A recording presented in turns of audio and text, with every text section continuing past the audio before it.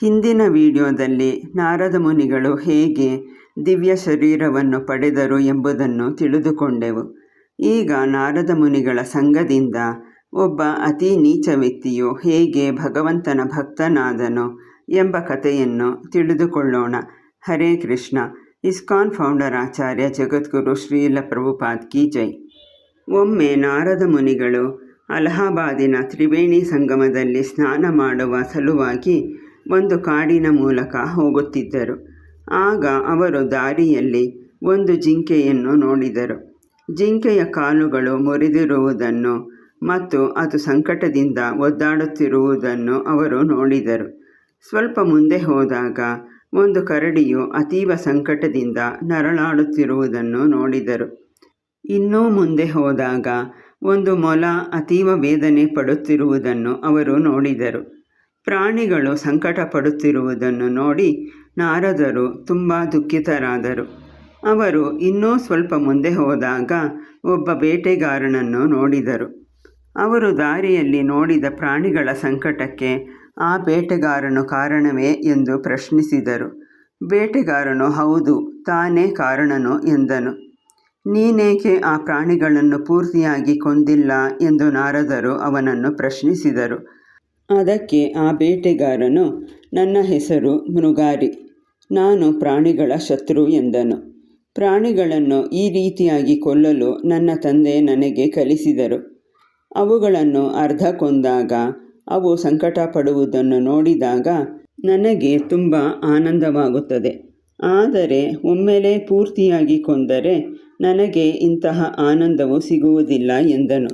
ಇದನ್ನು ಕೇಳಿ ನಾರದರು ಹೀಗೆ ಹೇಳಿದರು, ನೀನು ಅವುಗಳನ್ನು ಪೂರ್ತಿಯಾಗಿ ಕೊಂದರೆ ನಿನಗೆ ಪಾಪವು ಬರುತ್ತದೆ.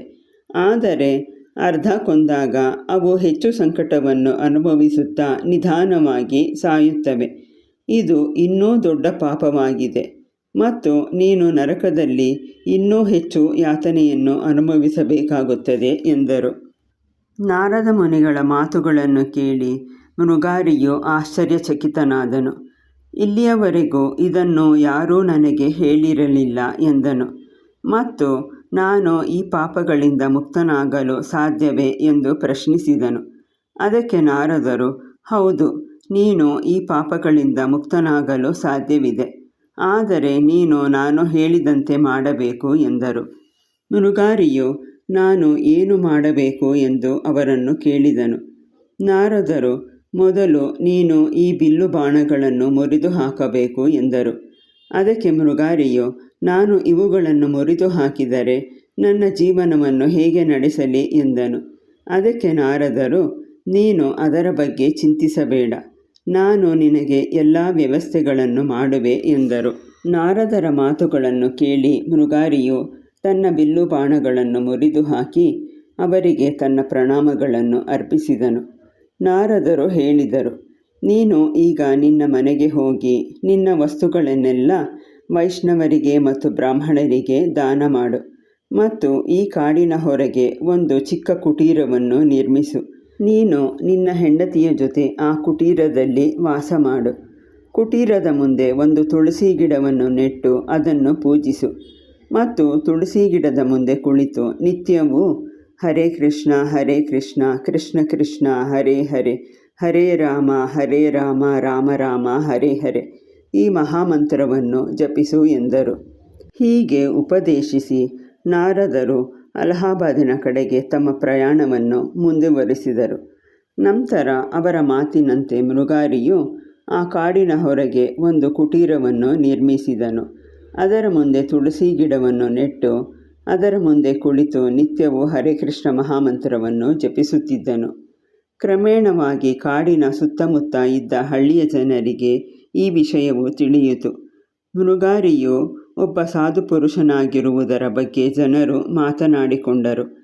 ಎಲ್ಲರೂ ಅವನನ್ನು ನೋಡಲು ಬಂದರು. ಸಾಧುಗಳನ್ನು ಭೇಟಿ ಮಾಡಲು ಹೋಗುವಾಗ ಯಾರೂ ಬರಿಗೈಯಲ್ಲಿ ಹೋಗುವುದಿಲ್ಲ. ಹಾಗಾಗಿ ಮೃಗಾರಿಯನ್ನು ಭೇಟಿ ಮಾಡಲು ಬಂದಾಗ ಜನರು ಅಕ್ಕಿ, ಬೇಳೆ, ಹಾಲು, ಹಣ್ಣು, ತರಕಾರಿಗಳನ್ನು ತರುತ್ತಿದ್ದರು. ಮೃಗಾರಿಯು ತನಗೆ ಮತ್ತು ತನ್ನ ಹೆಂಡತಿಗೆ ಬೇಕಾಗುವಷ್ಟು ಮಾತ್ರ ಇಟ್ಟುಕೊಂಡು ಮಿಕ್ಕಿರುವುದನ್ನು ಎಲ್ಲರಿಗೂ ಹಂಚುತ್ತಿದ್ದನು. ಹೀಗೆ ಅವನು ಜೀವನವನ್ನು ನಡೆಸುತ್ತಿದ್ದನು.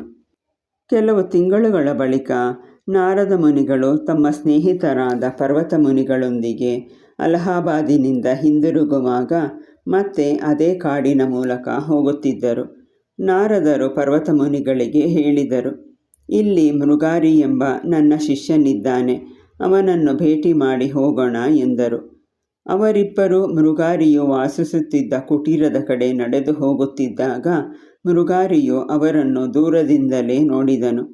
ಅವರನ್ನು ಭೇಟಿ ಮಾಡಲು ಅವರೆಡೆಗೆ ಹೋಗುತ್ತಿದ್ದಾಗ ಅವನು ಸೀದಾ ನಡೆಯದೆ ಸೊಟ್ಟವಾಗಿ ಅಂದರೆ ಜಿಗ್ಜ್ಯಾಗ್ ಆಗಿ ನಡೆದು ಹೋದನು. ಅವರಿಬ್ಬರ ಬಳಿ ಬಂದು ಅವರಿಬ್ಬರಿಗೂ ತನ್ನ ಪ್ರಣಾಮಗಳನ್ನು ಅರ್ಪಿಸಿದನು. ಅವನೇಕೆ ಹಾಗೆ ಸೊಟ್ಟವಾಗಿ ನಡೆದು ಬಂದನೋ ಎಂದು ನಾರದರು ಮೃಗಾರಿಯನ್ನು ಪ್ರಶ್ನಿಸಿದಾಗ, ದಾರಿಯಲ್ಲಿ ಇರುವೆಗಳು ಓಡಾಡುತ್ತಿದ್ದವು, ಅವುಗಳ ಮೇಲೆ ಹೆಜ್ಜೆ ಇಟ್ಟರೆ ಅವುಗಳಿಗೆ ಹಿಂಸೆಯಾಗುತ್ತದೆಂದು ಹಾಗೆ ನಡೆದೆ ಎಂದು ಮೃಗಾರಿಯು ಉತ್ತರಿಸಿದನು. ಇದನ್ನು ಕೇಳಿ ಪರ್ವತ ಮುನಿಗಳಿಗೆ ತುಂಬ ಆಶ್ಚರ್ಯವಾಯಿತು. ಪ್ರಾಣಿಗಳನ್ನು ಅರ್ಧ ಕೊಂದು ಅವುಗಳು ಸಂಕಟ ಪಡುವುದನ್ನು ನೋಡಿ ಆನಂದಿಸುತ್ತಿದ್ದ ಇದೇ ಮೃಗಾರಿಯು ಈಗ ಎಷ್ಟು ಬದಲಾಗಿದ್ದಾನೆ. ಈಗ ಅವನು ಒಂದು ಇರುವೆಯನ್ನೂ ಸಹ ಹಿಂಸಿಸಲು ಇಷ್ಟಪಡುತ್ತಿಲ್ಲ ಎಂದು ಅವರು ಅಂದುಕೊಂಡರು. ಇದೆಲ್ಲ ನಾರದ ಮುನಿಗಳ ಸಂಗದ ಮತ್ತು ಮೃಗಾರಿಯು ಮಾಡಿದ ಭಕ್ತಿ ಸೇವೆಯ ಫಲ.